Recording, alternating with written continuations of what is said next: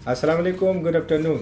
एक साथी ने सवाल किया कि एचईसी स्टेटिस्टिक पे बात की जाए और monthly and weekly HEC statistic किस तरह बनता है। बनाने से पहले हम बात करेंगे एचईसी स्टेटिस्टिक है क्या, ताकि आप लोगों को पता चले, क्योंकि 60% आंसर जो है वो इस डिफिनीशन में ही मौजूद है। जो एचईसी स्टेटिस्टिक बेसिकली उन तमाम रिकॉर्ड्स जो कंटेन होते हैं कंपनीज के साइड पे, accident, illness, accident, property damage, casualties, जो रेशो के बारे में आपको बताते हैं, और स्पेशली ये आपको शो करती हैं कंपनी के overall health and safety standards को, प्रैक्टिसेस को, ठीक है। और सबसे अहम जो कंपनी के जो टॉप मैनेजमेंट की जो कमिटमेंट है टुवर्ड्स हेल्थ एंड सेफ्टी, उसके बारे में आपको बताते हैं, ठीक है।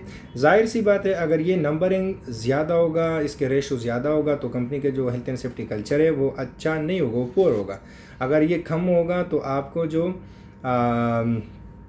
Safety, health and safety culture company का है वो अच्छा होगा। और वर्ल्ड वाइड वैसे हम बात करेंगे, क्योंकि बहुत सारे ऐसे इंटरनेशनल स्टैंडर्ड ऑर्गेनाइजेशन होते हैं, क्योंकि इन चीज़ों को बेस बना के कंपनी के अपग्रेडेशन में और डाउनग्रेड करते हैं कंपनीज को, उसके सर्टिफिकेशन को अफेक्ट करती है। इन स्टेटिस्टिक को बेस बना के वो चेक करती है कि ताकि पता चले कि कंपनी की जो कमिटमेंट है टुवर्ड्स हेल्थ एंड सेफ्टी कितनी है, और इसकी जो प्रीवियस हिस्ट्री है इसके बारे में वो लोग मालूम करना चाहते हैं। तो इसलिए इसका थोड़ा सा ख्याल रखना चाहिए, ठीक है। अभी जहाँ तक बनाने का सवाल है वीकली या मंथली, तो इसको आप वीकली भी अपडेट कर सकते हो, मंथली भी अपडेट कर सकते हो, लेकिन बेस्ट तरीका है डेली या वीकली इसको अपडेट किया जाए। लेकिन कोई मसला नहीं है, वो as per the client consultant या अपना साइट रिक्वायरमेंट या कंपनी का जो, जैसे मैंने बताया, कंपनी के जो टॉप मैनेजमेंट का जो कमिटमेंट होती है, अगर कंपनी टॉप मैनेजमेंट कमिटेड होती है तो फिर उस हिसाब से चलना चाहिए। लेकिन अच्छा ये है, बेहतर है कि डेली और इसको वीकली अपडेट किया जाए, ठीक है।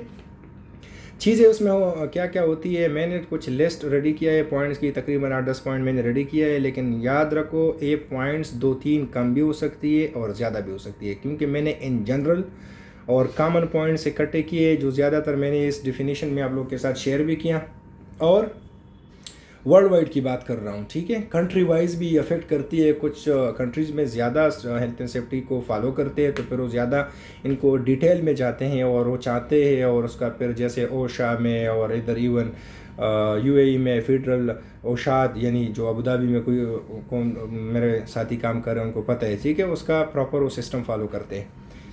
एचईसी स्टेटिस्टिक बोर्ड है क्या, ठीक है।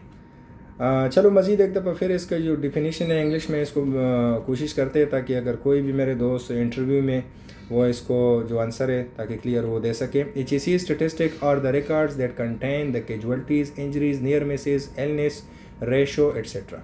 It shows the overall standards of safety practices that are being carried out in an organisation. Short definition हो गया। चलते अभी बनाने की। बनाना हमने, चलो हम फॉर एग्जांपल वीकली बनाते हैं, फिर बाद में चीज़ें वही है, फिर आपने सिर्फ वीकली, डेली, मंथली वो चेंज करना पड़ता है। तो शुरू में आपने डिस्क्रिप्शन, सामने आप लिखो लास्ट वीक, उसके सामने लिखो दिस वीक, उसके सामने लिखो टोटल नंबर या कमुलेटिव, ठीक है। शुरू करते हैं। सबसे पहले ज़्यादातर ये जो बोर्ड है स्टेटिस्टिक बोर्ड, ये हम प्रोजेक्ट साइड के में इंस्टॉल करते हैं, ठीक है, और ये अपडेट होता है, जैसे मैंने बोला डेली, वीकली, उस हिसाब से चलना पड़ता है, ठीक है। प्रोजेक्ट स्टार्ट डेट, कब आपने प्रोजेक्ट काम शुरू किया वो आपने लिखना है। उसके बाद आपने मैन आवर वर्कड, कितना दिन आपने काम किया, यानी उसको आपने उस हिसाब से आपने उधर लिखना है और अपडेट होता जाएगा, ठीक है। Number of work force, man power की बात कर रहे हैं, कितने आदमी आपके साइड में आपके साथ काम कर रहे हैं। नियर मिसेस, जैसे मैंने बताया, फर्स्ट एड केसेस, जैसे मैंने बताया, प्रॉपर्टी डैमेज ऑलरेडी डिफिनीशन के अंदर था। एचईसी वायलेशन, अच्छी बात है आप लोग इंटरनल जो एचईसी वायलेशन होती है, इवन जो ऑब्जर्वेशन रिपोर्ट वगैरह वो ऐड कर दिया जाए, सबसे अच्छी बात है, लेकिन ज़्यादातर सीरियस लेना चाहिए, स्पेशली जो एक्सटर्नल है और क्लाइंट कंसल्टेंट और बाकी जो अथॉरिटी की तरफ से आते हैं वो सीरियस लेना चाहिए। माइनर फायर इंसिडेंट्स, ठीक है, और एलटीआई, लास्ट टाइम इंजरी। अच्छा, लास्ट टाइम इंजरी क्या होता है? लास्ट टाइम इंजरी बेसिकली होता है साइट से, काम से की वजह से आपके कोई बीमारी या आपको इंजरी, ठीक है, इंजरी हो गई और उसकी वजह से आप काम पे नहीं आ सके, 1 दिन 2 दिन 3 दिन, तो जितने भी दिन आप नहीं आए ये तुम्हारा लास्ट टाइम ही हो गया, ये लास्ट टाइम इंजरी, उसको हम कॉल कर सकते हैं, ठीक है। इसके बाद रिस्ट्रिक्टेड वर्क केसेस, अथॉरिटी या क्लाइंट कंसल्टेंट ने या कोई भी इंस्पेक्टर आया, तुम्हारा कोई सेफ्टी रूल्स को रेगुलेशन को अनसेफ काम करते हुए यानी रूल्स को फॉलो ना करते हुए पकड़ गए, तुम्हारा काम को रोक दिया, कितने दिन रोका वो भी आपको काउंट करना ही पड़ेगा। आप बेशक उसको लिख सकते हो, प्रेजेंट कर सकते हो अपने बोर्ड पे। अगर ज़ीरो है तो ज़ीरो है, ये भी अच्छा है। अगर कुछ किसी काम की वजह से तुम्हारा काम रोक दिया गया कितने दिन, तो उधर लिख दे तो अच्छा है, ठीक है। टोटल इंसिडेंट केस और इंसिडेंट रेट, LTI रेट और TRIR, RI, ये सारे चीज़ें तकरीबन सिमिलर हैं, टर्म्स हैं। मैं आपको अभी बताता हूँ। RI जो है ना, IR और TRIR, total recordable incident rate, RI recordable incident हो गया, रेशो के बारे में बात कर रहे होते हैं, ठीक है। इंसिडेंट रेट वही चीज़। अभी ये तो आप लोग को पता चला, कभी कहीं हो सकता है क्योंकि आप लोग ने देखा होगा या अभी देख लेंगे कि भाई ये TRIR का क्या मतलब है, या अगर इधर LTI की बात कर रहे हैं लेकिन ये जो फ्रीक्वेंसी रेट की बात कर रहे हैं, फ्रीक्वेंसी रेट की बात कर रहे हैं, ये रेट किस तरह, रेशो किस तरह हमने निकालना है, इंसिडेंट रेट हमने किस तरह निकालना है, इस सामने जो इंसिडेंट रेट के सामने लिखा है, या TRIR total recordable incident rate जो है ये 1.4 का मतलब क्या है, ये 1.4 2.4 ये किस तरह आया, उसके बारे में बात करेंगे, ठीक है। पॉइंट्स ऑलमोस्ट जो मैंने आप लोग को बताना था वो ख़त्म हो गया, ठीक है। लेकिन मैंने बोला 2-3 कम या ज़्यादा हो सकते हैं, नो प्रॉब्लम, ठीक है। मेनली यही पॉइंट्स हैं जो आप लोग ऐड कर सकते हो।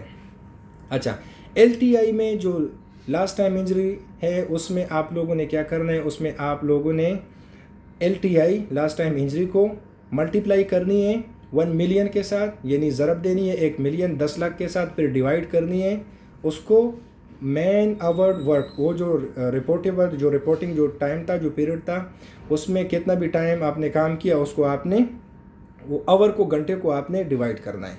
फॉर एग्जांपल 1 साल के अंदर आपके 6 आ गए LTI लास्ट टाइम इंजरी, आपने 6 को मल्टीप्लाई करना है, ज़रब देना है 1 मिलियन से, फिर आगे उसको तकसीम करना है। और फॉर एग्जांपल उस 1 साल के अंदर आपका जो मेन जो टोटल आवर्स वर्क जो काम आपने किया था वो था 2.5 मिलियन यानी 25 लाख।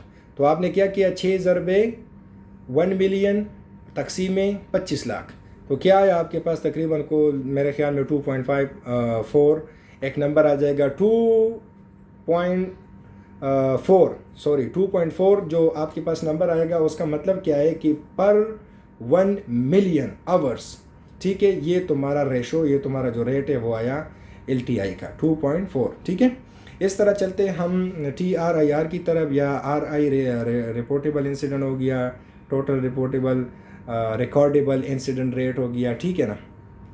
तो ये उसमें क्या होता है, उसमें हमने करना होता है कि total number of recordable cases, इधर हमने क्या किया LTI में, हमने LTI में किया नंबर ऑफ LTI, इधर हमने क्या किया total number of recordable case हमने इधर काउंट किया, फिर हमने ज़रब दिया इधर 200,000 में यानी 2 लाख में हमने ज़रब दिया, फिर हमने डिवाइड किया किस चीज़ में, सेम इधर भी वही है, total hours worked by all employees during, वो जो पूरा जो पीरियड है जितना कवर किया गया है, अगर 1 हफ्ता है, 1 महीना है, 1 वीक है, 1 साल है, 1 साल के अंदर कितने रिकॉर्डेबल इंसिडेंट है उसको आप ज़रब दो 2 लाख में, फिर उसको तकसीम करो उस घंटों में जितने घंटे आपने काम किया। LTI में हमने क्या करना है, नंबर ऑफ LTI को हमने ज़रब देनी है 1 मिलियन के साथ, फिर हमने उसको डिवाइड करना है वर्क के साथ।